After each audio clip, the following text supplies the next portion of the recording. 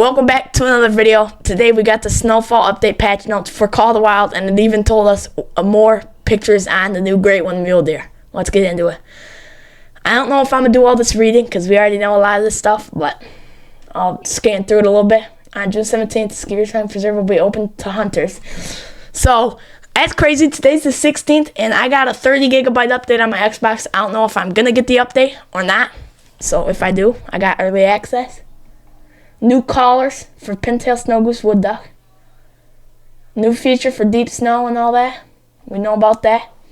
Now this is the best thing we got out of this. This is another picture of the great one mule deer. Crazy rack on it. Unfortunately, it doesn't have a fur type, but we need hopefully some have fur types. That's all I'm gonna say. Snowy animals. In snowy climates, snow will now accumulate on animals. 2 new multi-mounts for the beaver and mule deer. That's sweet. New outfit, we know about that already. New world map, we know about that already. I don't know about this. Some players will see a new bar on the main menu which displays currently owned and available DLC packs. This bar is currently testing and will only be available to a limited group of players. Okay. Animal improvements, so we know about all these. Tibetan fox. Reindeer were named to mountain reindeer now. And Tibetan fox got more updates. Grant caribou renamed to differentiate from the new woodland caribou. Okay, so the old caribou are going to be called Grant caribou, okay.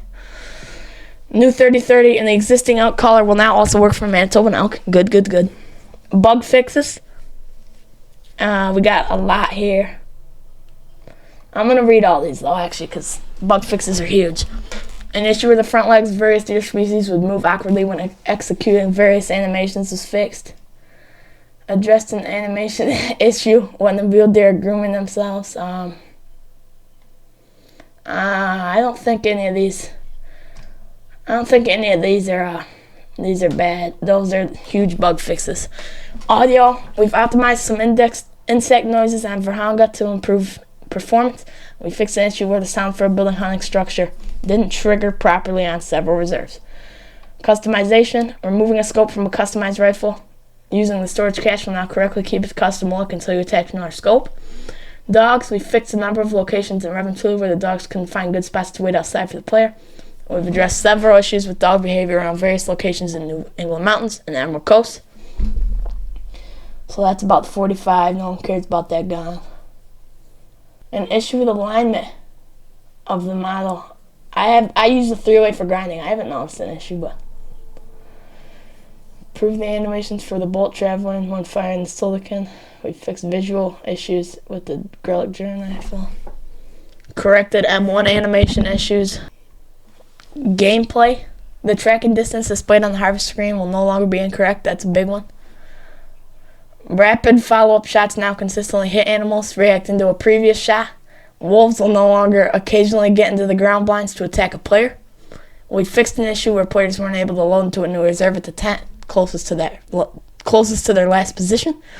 Graphics improved the quality of some shadows, particularly on smaller objects.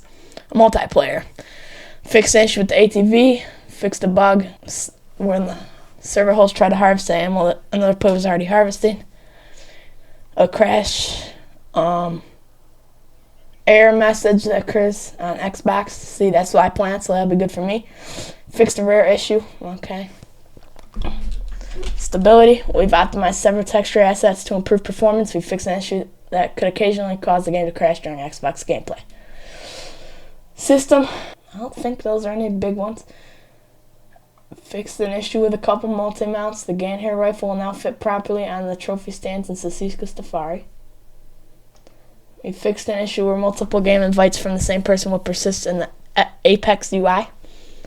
We've adjusted the outfit preview pictures to remove white outlines. Rangemaster 338 Championship rifle will now display correct statistics. The tooltip for the green wing teal decoys on the world map is now correct, and we've optimized HUD rendering to improve performance. None of those are really big either. And then world, this is like pretty much just every map that they fixed. Collision issues in Silver Ridge, collision issues in Tiaroa, grounded a floating tree in New England. Water layout blind placement should work properly in Revantuli.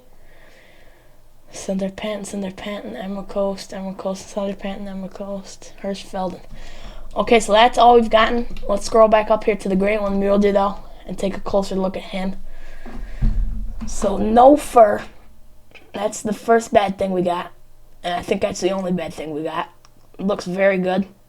The rack, he's got a whole new separate base coming off of each side, and he's got long, twisty up at the top. That looks like a big rack. That's a great rack on the mule deer. I'm super excited to get one of these myself. But quick video today. They just released the patch notes, and I wanted to see if there was a great one mule deer in there, and sure enough there was. So thank you guys for watching today's video. If you enjoyed it, be sure to like and subscribe, and peace out.